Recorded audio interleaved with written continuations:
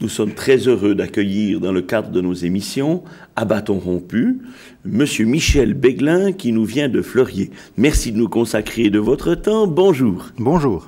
Michel Béglin, vous venez de Fleurier, mais vous avez passé votre enfance à Tramelin, dans le Jura bernois. Je crois que votre enfance a été un peu particulière, n'est-ce pas? Effectivement, j'ai vécu à Tramelin, j'ai vécu dans ce qu'on appelait à l'époque le village aux 17 églises, je ne sais pas si c'est encore le cas maintenant. Mon enfance a été marquée par des événements très très particuliers, j'essaye de situer un peu. Depuis tout temps, j'étais ce qu'on appelait un rêveur, c'est-à-dire que je rêvais beaucoup aux choses que je voyais autour de moi. J'ai vécu beaucoup dans la nature avec mon père, on allait souvent aux champignons, on allait souvent dans la nature, toutes mes vacances d'ailleurs, je les passais dans un chalet. Et là, j'essayais de m'identifier à ces animaux que je voyais, aux oiseaux, aux choses de la nature. Et je suis toujours été impressionné, c'est que je remarquais dans la nature que rien ne manquait, que tout avait sa place, qu'il n'y avait rien en trop, que tout était vraiment merveilleux. Une fourmilière, je passais des heures à regarder comment les fourmis travaillaient. Et comme un méchant petit enfant, je mettais un petit bout de bois dedans, enfin même des fois un gros, pour voir ces fourmis qui grouillaient. Et je trouvais ça absolument merveilleux. En aucun cas, je n'ai vu la main du Créateur, la main de Dieu là-dedans, parce que je n'ai pas eu une éducation religieuse, j'ai toujours renié l'image de Dieu. Le fait d'avoir vécu peut-être à Tramelin, d'avoir des amis, des copains d'école qui faisaient partie d'une église ou d'une autre, que moi je considérais assez sectaire, c'est-à-dire assez limité. Vous voyez, nous, en 9e année d'école, par exemple, on s'amusait avec les filles, on fumait, on sortait, on faisait la fête. Les filles, jamais de jupe en dessous du genou, pardon, toujours les tresses, toujours très, très étroits. Et ça m'a refroidi. Et puis, vers l'âge de 10-12 ans, je ne sais plus exactement, j'ai remarqué aussi, dans la nature, il y avait des femmes. Et je me suis vite identifié à la femme. Je me demandais comment est-ce qu'une femme pouvait réagir, comment est-ce qu'elle pouvait faire, les gestes qu'elle pouvait avoir. Et puis, je voyais aussi que, effectivement, elles n'étaient pas comme nous. Elles n'étaient pas comme nous. Et puis, qu'il y avait un décalage chez moi. Je voyais les propos que tenaient les copains par rapport à ces femmes n'étaient pas... Ils vivaient pas la même chose que moi. Moi, j'ai cherché à m'identifier à la femme, j'ai piqué des sous-vêtements à ma mère en cachette. Vous aviez un problème d'identité. Voilà, un problème d'identité. Je me suis très très vite identifié à la femme. Avec les années qui ont passé, je constatais qu'au fond de moi, c'était pas juste. J'étais né homme, j'étais né d'un corps d'homme avec un esprit féminin. Et je voyais bien qu'il y avait un décalage quelque part, mais je ne savais pas si c'était le corps d'homme qui était faux ou si c'était l'esprit féminin qui était faux. Et puis, j'ai voulu chercher la réponse. Je n'ai pas voulu chercher une réponse, mais j'ai voulu chercher la réponse. Oui, alors qu'est-ce que vous voulez dire par là? Voilà. J'ai voulu chercher vraiment la signification profonde de ce problème. C'est-à-dire, où était le problème? Il y avait un problème, il y avait une solution, il y avait une réponse. Je ne voulais pas une, mais la réponse. Et puis, j'ai cherché, d'abord dans la drogue. Avec la drogue, on a peut-être un état second qu'on arrive à comprendre les choses. Je n'ai pas compris. J'ai cherché dans l'alcool, j'ai cherché dans les sectes, j'ai cherché dans les phénomènes paranormaux, dans la psychologie, dans comment ce qu'on appelle l'hypnose, toutes ces choses-là, sans jamais trouver. Et plus je cherchais, plus ça allait mal. Plus cet esprit vénin devenait puissant. À tel point qu'il a contribué en partie, en tout cas, à la destruction de ma famille. J'ai divorcé, ma femme est partie, nous avons divorcé, ensuite c'était la plongée. Donc je suis tombé dans l'alcool, j'étais devenu alcoolique, j'étais devenu drogué. Je remercie le ciel, j'ai jamais trouvé une seringue sur ma route. J'en suis resté à ce qu'on appelle les drogues douces. Je me suis lancé aussi dans des études médicales. Je me suis dit, je vais voir du côté scientifique, du côté médecine, la solution à ces problèmes. Et j'ai trouvé qu'une seule solution, donnée par un médecin qui disait que la nature, une fois sur 1 million ou quelque chose comme ça, se trompe. Alors, tous mes rêves d'enfant, tout ce que j'avais imaginé dans mon enfance, tout s'écroulait. Une nature si merveilleuse, quelque chose de si beau, et qu'une fois elle se trompe. Et sur moi encore. Là, j'étais vraiment terrassé.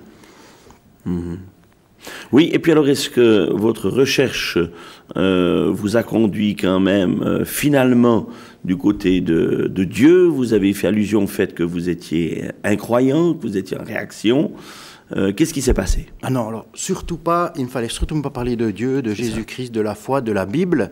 Pour moi, c'était quelque chose, c'était un sujet vraiment dépassé, c'était vraiment quelque chose qui ne pouvait absolument rien m'apporter. Moi, la Bible, c'était un livre qui avait été écrit, je me refusais de croire par rapport déjà à cette nature qui se trompait. Je me dis, mais si Dieu a créé une nature puis qu'elle se trompe, un Dieu, à mon avis, il doit être parfait, il doit être infaillible, il doit tout connaître, il ne doit pas se tromper. Et là, il se trompait, et sur moi.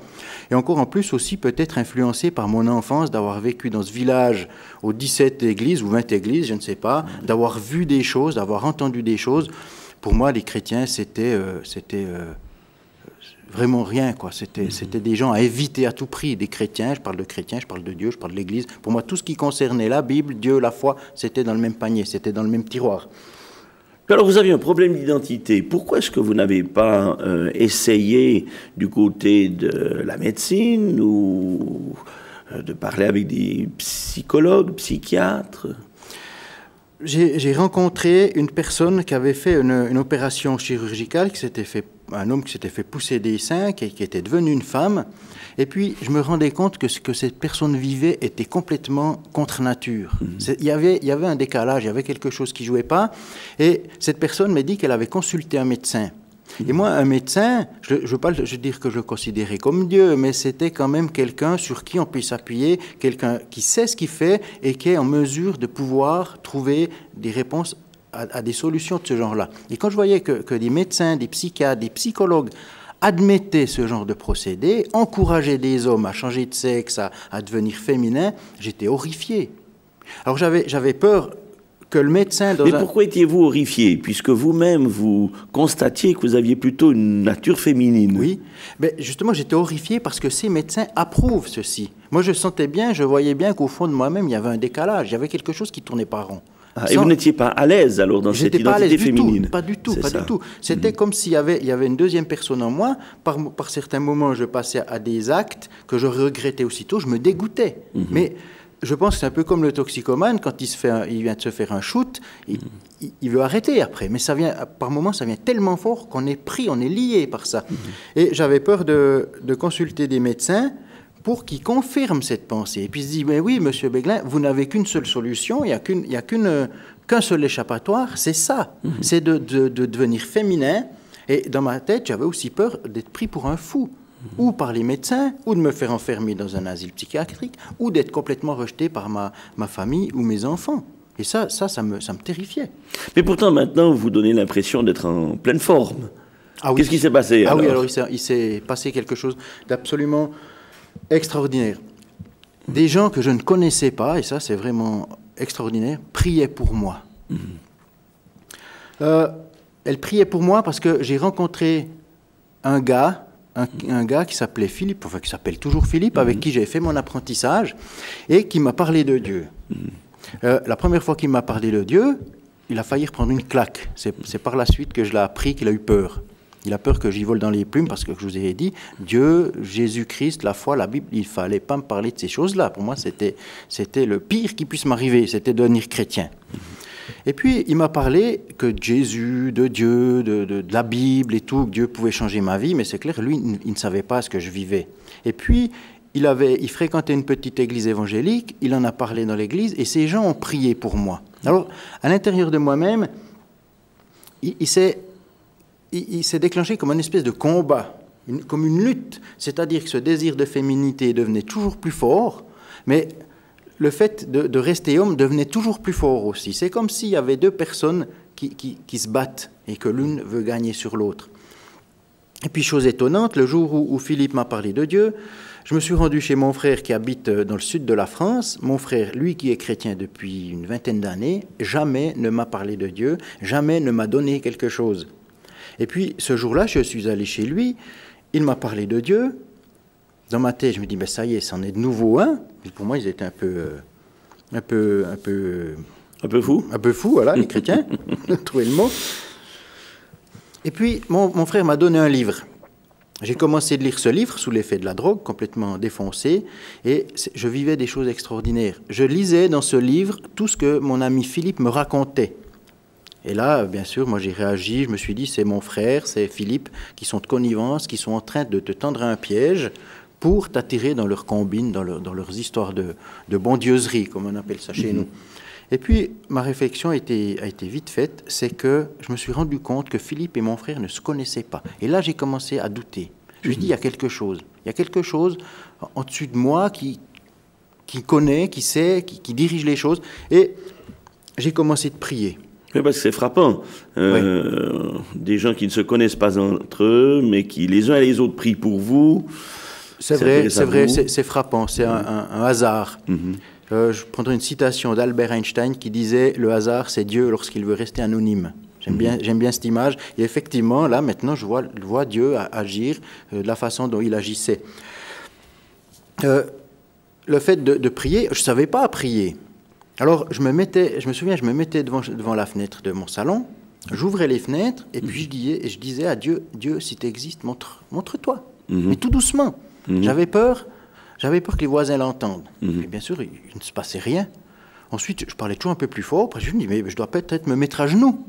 Alors, je me mettais à genoux et je priais, Dieu, si tu existes, montre-le-moi, quelque chose comme ça. Il ne se passait rien. Rien de bien concret, rien. Pas le flash, c'était pas la lumière aveuglante comme certains connaissent. Ce qui se passait, c'est que je voyais au fond de moi qu'il y avait un petit plus quand même. J'arrivais plus à combattre cette féminité, j'étais plus en combat avec, je devenais en harmonie. Je me dis, j'arrive plus à lutter contre, bon, on va vivre avec, sans faire de pas, sans consulter ni médecin, ni psychiatre, ni psychologue, ni de suivre un traitement hormonal. Et puis, tout ça, c'est revenu d'une puissance, alors quelque chose d'inexplicable. Et là, j'ai décidé d'en finir. J'ai décidé de mettre fin à mes jours. Je me souviens avoir fait 2 tentatives de suicide par le passé. Je ne voulais pas rater la 3e. Et j'ai élaboré un plan. C'était un mercredi soir. Et le plan devait se réaliser le samedi midi. Moi, le compte à rebours avait commencé. J'ai voulu écrire quelques mots pour essayer d'expliquer mes souffrances, d'expliquer un peu aux gens ce que je vivais. Et, chose étonnante, au milieu de la lettre, j'ai été pris de crampes, je me suis mis à pleurer, je suis tombé à genoux sous ma table, et là j'ai crié à Dieu. J'ai dit, Dieu, si tu existes, alors je te pose un défi. Ou tu changes ma vie, ou moi je mets fin à mes jours, quelque chose comme ça. Et je m'attendais vraiment à quelque chose d'extraordinaire dans ma chambre ce jour-là, et puis c'est rien passé. Alors je me suis relevé sans Pourtant, apparemment, vous êtes toujours en vie. Je suis toujours en vie, il s'est passé quelque chose, mais pas ce soir-là. C'est ça qui est merveilleux. Je m'attendais à vivre quelque chose, il ne s'est rien passé. Je me dis, bon, ok, samedi midi, échéance, c'est fini. J'ai tout essayé, même Dieu ne peut rien faire. Pour moi, il n'y avait plus rien à faire. J'avais 3 solutions, en fait. C'était de vivre cette angoisse toute ma vie, ce que je ne voulais pas. C'était subir une opération ou un traitement pour changer de sexe, devenir femme, ce que je ne voulais pas, parce que je voyais bien que ce n'était pas juste, ou mourir. J'ai choisi la 3e, c'était mourir. Je voulais mourir, pour moi, c'était fini. Et puis, une chose extraordinaire, de nouveau, le lendemain, mon ami Philippe, j'avais rendez-vous avec une personne, cette personne me téléphone, annule son rendez-vous. 5 minutes après, c'est mon copain Philippe qui revient, qui m'invite à une soirée d'évangélisation. Il m'invitait à passer la soirée dans une église évangélique. Pour vous situer, je ne savais pas la différence entre une église évangélique, orthodoxe, catholique, protestante. La seule différence que j'y connaissais, c'était que les catholiques, les curés n'ont pas le droit de se marier, puis à l'église protestante, les pasteurs avaient le droit de se marier. C'est tout ce que je connaissais. Pour vous situer encore un peu une anecdote, les premières fois que je lisais la Bible, je voyais la notation des versets, des chapitres, je croyais que c'était des bas de page, des notes de bas de page. Ah bon. Alors je regardais ces petits numéros, je cherchais chaque fois en bas de la page ou derrière, je me dis, il y a ça, une explication, une traduction, quelque chose. Je savais rien, vous voyez, ce que j'y connaissais des affaires de Dieu. Et puis ce soir-là, donc Philippe m'a invité dans une soirée d'évangélisation, écouter l'évangile, j'avais jamais entendu l'évangile, et là j'ai entendu quelqu'un qui prêchait l'évangile, qui parlait de Jésus. Je veux dire, les 3/4 du message qu'il a donné, je n'ai absolument rien compris, mais le peu que j'ai compris, je savais que ce gars avait raison. Pourquoi, je ne sais pas. Il parlait de Jésus, de rencontrer Jésus, que Jésus pouvait changer des vies, que Jésus ci, Jésus ça, que Jésus allait revenir. Moi je ne sais même pas qu'il était parti. Je me dis, il a raison. Il a raison. J'avais entendu passablement de conférences sur les extraterrestres, sur la psychologie, l'hypnose, enfin plein de choses, où je me suis chaque fois dit, c'est vrai, ces personnes, elles peuvent avoir raison. Ça peut jouer, ça peut coller. Là, je me dis, il a raison. Il ne peut pas se tromper, c'est pas possible. Et puis quand il a dit, qui veut donner son cœur au Seigneur, et là, je me suis surpris moi-même à lever la main. J'ai dit, moi, je veux Jésus. Il m'a fait lever, il m'a fait avancer devant toute la salle. Alors, je pense que je devait être rouge, violet, toutes les couleurs. Et puis, on a récité une prière de conversion. Seigneur, je te donne mon cœur, je te demande pardon pour mes péchés, je me repens, je viens vers toi, je te donne ma vie, etc. Et puis ensuite, j'ai ouvert les yeux, il m'a regardé et il m'a dit, toi, ta vie va changer. Alors, qu'est-ce qui a changé, justement? C'est intéressant parce que vous avez fait là apparemment une rencontre avec Dieu, avec Jésus-Christ. Et qu'est-ce qui va se passer alors? La première chose qui a changé, c'est l'idée de suicide.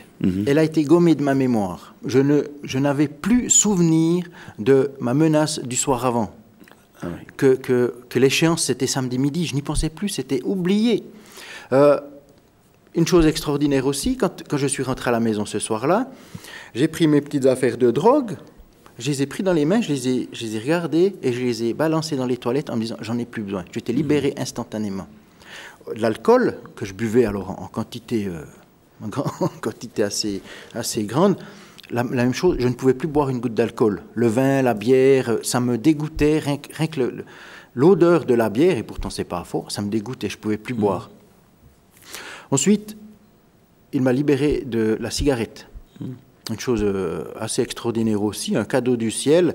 Un soir, en plein dans un bistrot, seul à une table, j'ai senti quelque chose qui me traversait depuis en haut jusqu'en bas, si bien que j'ai cru... Vous fumiez beaucoup? Ah, je fumais en moyenne 2 paquets par jour, voire 2 paquets par jour, depuis 25 ans. Donc c'était du tabagisme, qu'on appelle ça.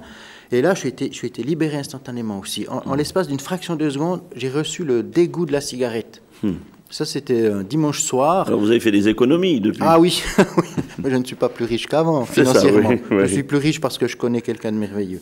Je suis été libéré instantanément de cette cigarette. C'était un dimanche soir. J'ai essayé de fumer jusqu'au mercredi pour reprendre goût à la cigarette. J'ai fumé toutes les marques du marché, je crois, en quelques jours. Et pour finir, j'ai pris mon paquet, j'ai dit adieu, t'as gagné, j'abandonne.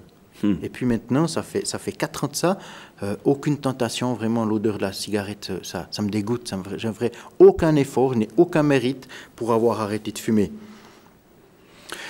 Il s'est encore passé une chose extraordinaire, c'est quand j'ai reçu Jésus dans mon cœur, j'avais l'impression que cette créature féminine a été écrasée, que j'avais été libéré.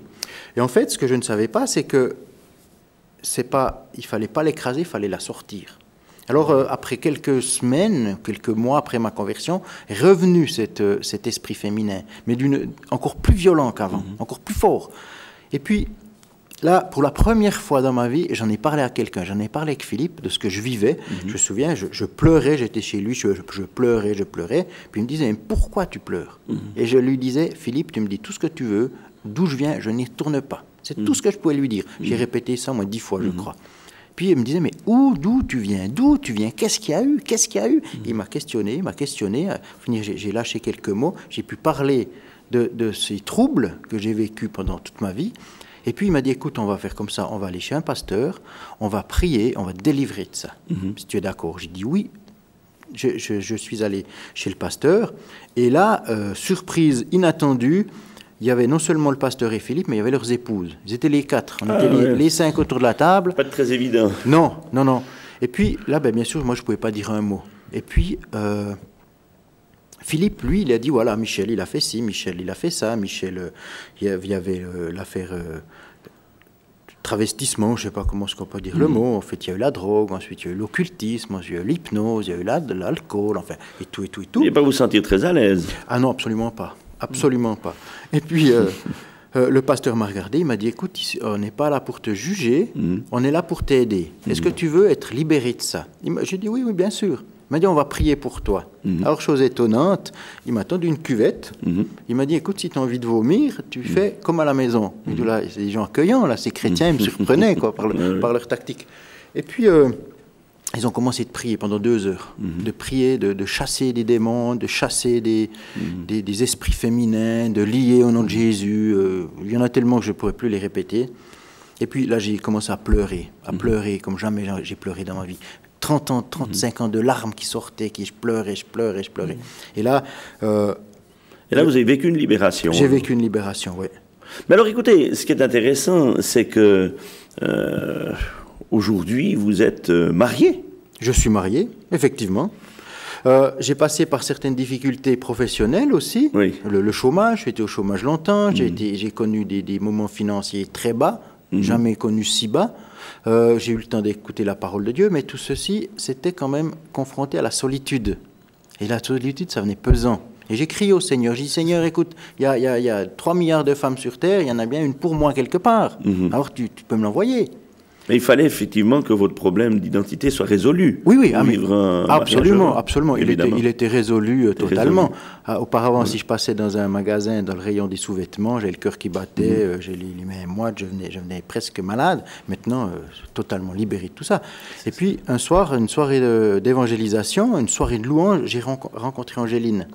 Ça a été le flash, en moi, c'est déclenché quelque chose. J'ai pas voulu m'engager de nouveau dans une relation pour prendre des risques de blesser quelqu'un ou de me blesser moi-même. On a été assez sages, on a partagé, on a créé un lien d'amitié, on a commencé de fréquenter, puis au final, on a décidé de se marier.